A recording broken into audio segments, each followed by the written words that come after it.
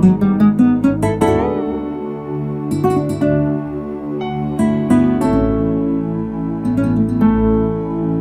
Wahyu pasal yang ke-8 ayat 10-11 dalam terjemahan firman Allah yang hidup mencatat, malaikat yang ketiga meniup sangkakalanya, maka sebuah bintang besar yang menyala-nyala jatuh dari langit, menimpa sepertiga dari semua sungai dan mata air.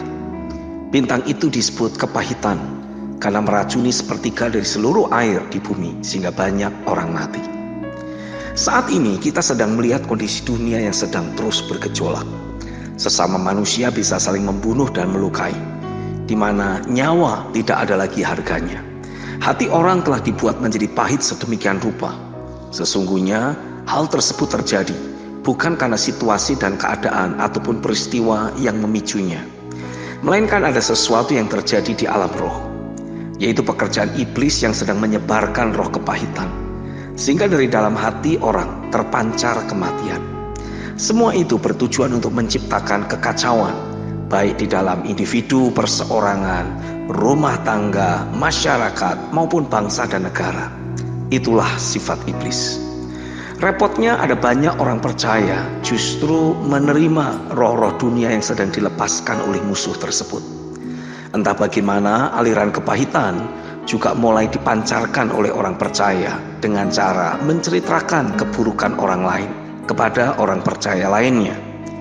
Dan begitulah cara penularan roh kepahitan, melalui mulut kita. Akhirnya mereka yang mendengar pun secara perlahan tapi pasti jadi tertular merasakan ada kepahitan kepada orang lain. Sudut pandangnya yang tadinya positif sekarang berubah menjadi negatif. Itu semua disebabkan dari perkataan yang memancarkan kepahitan. Roh dengan tegas berkata kepada saya pagi ini, sebagai orang percaya, tidak boleh kita membawa dua aliran sungai, hanya boleh satu saja, yaitu aliran-aliran air hidup. Selama kita juga membawa kepahitan, maka pemulihan segala sesuatu tidak akan terjadi. Justru kita menjadi bagian daripada orang yang merusak bumi ini. Ingatlah, Yesus telah mengorbankan dirinya di atas kayu salib dengan mengampuni segala dosa kita dan menyucikan kita oleh darahnya. Masakan kita yang telah diampuni dan disucikan masih mau menampung roh-roh kepahitan dan sulit melepaskan kasih serta pengampunan? Itu tidak boleh terjadi. Roh Kudus berduka atas sikap kita tersebut.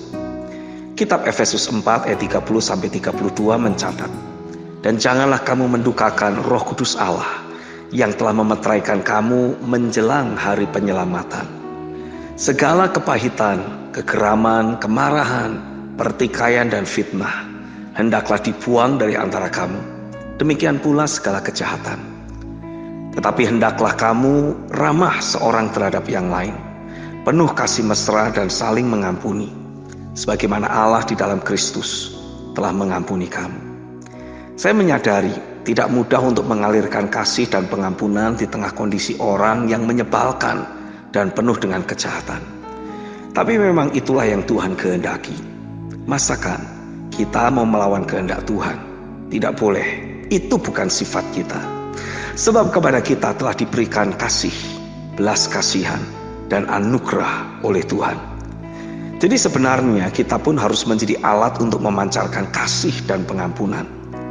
Berhentilah menyimpan kepahitan, kegeraman, kemarahan, pertikaian, serta fitnah. Buang itu semua. Sebab itu semua adalah sampah. Masakan kita mau menyimpan sampah? Jika kita simpan, yang rugi justru ya kita sendiri. Sampah itu akan membuat kita sakit dan pada akhirnya mati. Pastikan saja kita menyimpan segala yang benar dan mulia, pekerjaan firman dan rohnya, serta segala memori kebaikan yang ada dalam hidup orang lain. Filipi 4 ayat yang ke-8. Itu saja. Dengan demikian hidup kita akan menjadi berbeda di akhir zaman ini. Kita akan mengalirkan aliran-aliran air hidup yang pastinya akan menelan maut dalam kemenangan.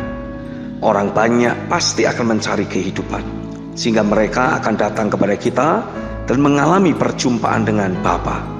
Itulah yang akan memulihkan dunia ini dari segala kepahitan. Kasih Bapa yang terpancar melalui diri kita anak-anaknya yang senantiasa membawa damai. Amin. Saya Stephen Agustinus. God bless you.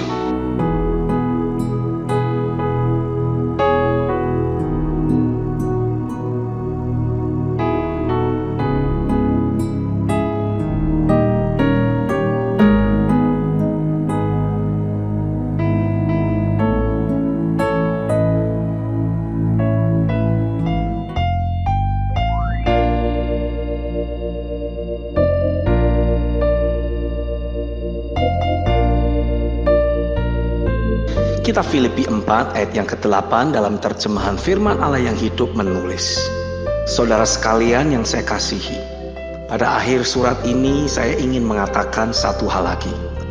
Arahkanlah pikiran saudara kepada hal-hal yang benar, yang baik dan yang adil. Renungkanlah hal-hal yang murni dan indah, serta kebaikan dan keindahan di dalam diri orang lain. Ingatlah akan hal-hal yang menyebabkan saudara memuji Allah dan bersukacita. Saat sedang beraktivitas, saya bertanya kepada Roh Kudus, apakah tidak boleh untuk kita terpikir atau juga memikirkan hal yang buruk dalam diri orang lain? Toh tidaklah mungkin orang yang sedang bertindak buruk pada diri kita akan memperoleh pemikiran baik dalam pikiran kita. Sebab itulah reaksi spontan dari pikiran jika ada hal buruk dari orang lain yang terekspos di hadapan kita. Bagaimana caranya kita masih dapat memikirkan kebaikan dan keindahan dalam diri orang tersebut? Bukankah itu suatu hal yang mustahil? Lalu Roh Kudus menjelaskan, alasan dari Tuhan memerintahkan agar kita tetap memikirkan kebaikan dan keindahan dalam diri orang lain dalam segala situasi ataupun keadaan adalah sebab pikiran juga merupakan suatu doa. Jadi apa yang kita pikirkan merupakan doa yang kita panjatkan.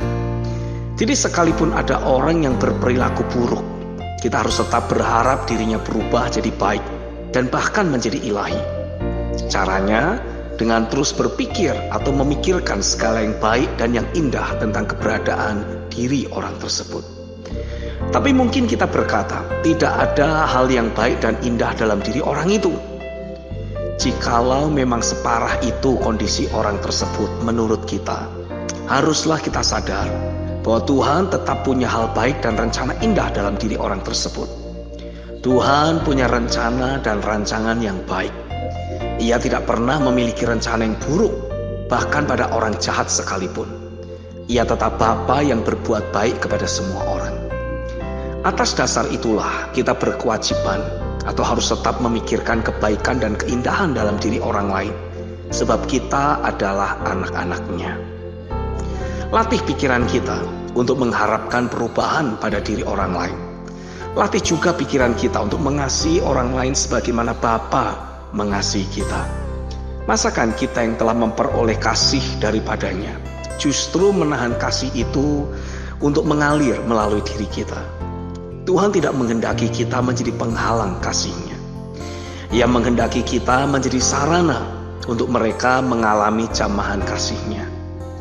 Saat kita senantiasa memikirkan hal-hal yang baik dan indah dalam diri orang lain, maka sesungguhnya kita sedang memasuki suatu dimensi pengenalan akan Bapa yang lebih lagi. Kita akan semakin melihat Dia sebagaimana Dia adanya. Dalam kitab Injil Matius pasal 5 ayat yang ke-8 dalam terjemahan Easy English Bible dituliskan, "Happy are the people who have only good thought. They will come near to God and see Him." Atau terjemahannya berbunyi, berbahagialah orang yang hanya memiliki pikiran yang baik. Mereka akan datang mendekat kepada Allah dan melihat Dia. Saat kita melihat Dia, maka kita akan menjadi serupa dengan Dia. 1 Yohanes 3 ayat yang kedua. Sehingga setiap orang yang berinteraksi dengan kita akan mengalami jamahan kasih Bapa di sorga.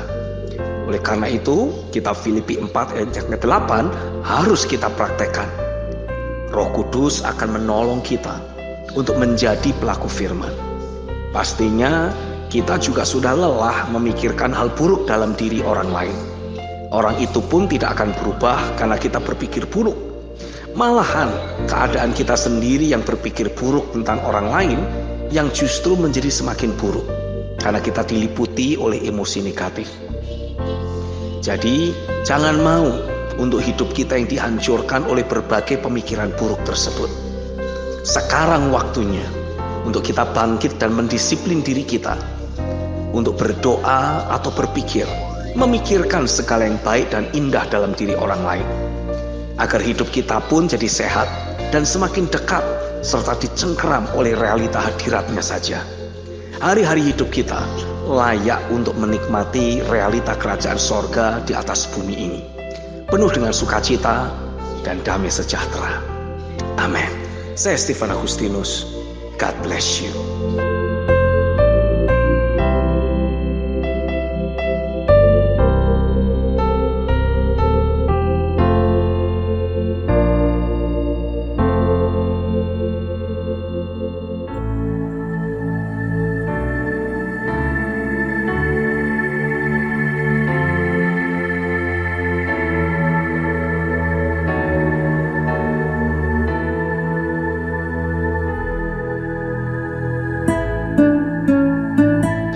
Kitab Efesus pasal yang ketiga ayat yang ke-20 mencatat, bagi dialah yang dapat melakukan jauh lebih banyak daripada yang kita doakan atau pikirkan, seperti yang ternyata dari kuasa yang bekerja di dalam kita. Saat sedang membaca ayat di atas, tiba-tiba saja saya jadi tahu jawaban dari pertanyaan, mengapa doa-doa kita sepertinya belum berhasil mengubahkan fakta-fakta negatif dalam kehidupan ini? Jawabannya jelas ada pada ayat tersebut. Ternyata disebabkan oleh pikiran kita yang belum selaras dengan doa yang kita panjatkan. Apa maksudnya? Contoh kasus di bawah ini akan memberi penjelasan yang akan membuat kita jadi lebih paham. Misalkan, kita sedang mendoakan orang lain yang kita kasihi agar mengalami perubahan. Dalam doa yang kita panjatkan, pastilah perkataan positif yang kita ucapkan. Segala hal yang baik dan pengharapan begitu saja terucap dari mulut kita di hadapan hadiratnya. Tapi saat selesai berdoa dan berada dalam kehidupan sehari-hari, pikiran kita lebih sering memikirkan segala keburukan, kelemahan, ataupun kesalahan yang orang itu miliki. Jadi tanpa sadar, kita masih memiliki dua sifat, yaitu sifat dunia ini yang penuh dengan kebencian, yang biasa termanifestasi dalam hidup sehari-hari, dan sifat Allah yang penuh dengan kasih, yang biasanya termanifestasi saat kita ada dalam doa. Sifat dunia itulah yang harus kita tanggulangi. Tidak boleh ada roh-roh dunia ini yang terus bercokol dalam hati dan pikiran kita. 1 Korintus 2 ayat yang ke-12. Mintalah kepada Roh Kudus untuk memenuhi hidup kita dengan kasih ilahinya. Efesus 3 ayat 16-19 mencatat, aku berdoa supaya Ia menurut kekayaan kemuliaannya menguatkan dan meneguhkan kamu oleh rohnya di dalam batinmu, sehingga oleh imanmu Kristus diam di dalam hatimu dan kamu berakar serta berdasar di dalam kasih. Aku berdoa supaya kamu bersama-sama dengan segala orang kudus dapat memahami betapa lebarnya dan panjangnya dan tingginya dan dalamnya kasih Kristus, dan dapat mengenal kasih itu sekalipun ia melampaui segala pengetahuan. Aku berdoa supaya kamu dipenuhi di dalam seluruh kepenuhan Allah. Saya yakin sekali saat kasih ilahi memenuhi batin kita, maka pikiran kita pun akan jadi selaras dengan doa-doa yang merupakan pernyataan dari firman ataupun janji Tuhan yang kita panjatkan. Bagaimana wujud konkret dari pikiran yang telah selaras dengan doa atau firman atau janji Tuhan tersebut? Filipi 4 ayat yang ke-8 dalam terjemahan firman Allah yang hidup menegaskan, saudara sekalian yang saya kasihi, pada akhir surat ini saya ingin mengatakan satu hal lagi. Arahkanlah pikiran saudara kepada hal-hal yang benar, yang baik, dan yang adil. Renungkanlah hal-hal yang murni dan yang indah, serta kebaikan dan keindahan di dalam diri orang lain. Ingatlah akan hal-hal yang menyebabkan saudara memuji Allah dan bersukacita. Saya yakin sekali, sewaktu pikiran kita selaras dengan ayat di atas, maka pada saat kita berdoa akan terjadi akselerasi yang dahsyat. Akan ada kuasa doa yang melampaui apa yang kita pikirkan dan doakan sebagai wujud nyata dari jawaban doa. Dia Bapa yang baik. Ia menghendaki diri kita sempurna dalam hal kasih.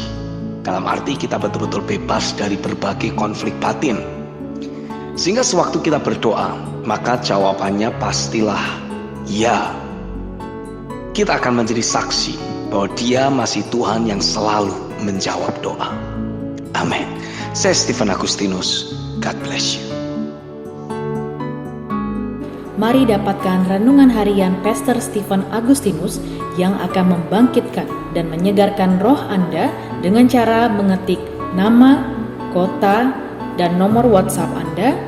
Kirim ke nomor 0888 6132 106. Kami ulangi di 0888 6132 106. Tuhan itu nyata dan Dia masih terus bekerja.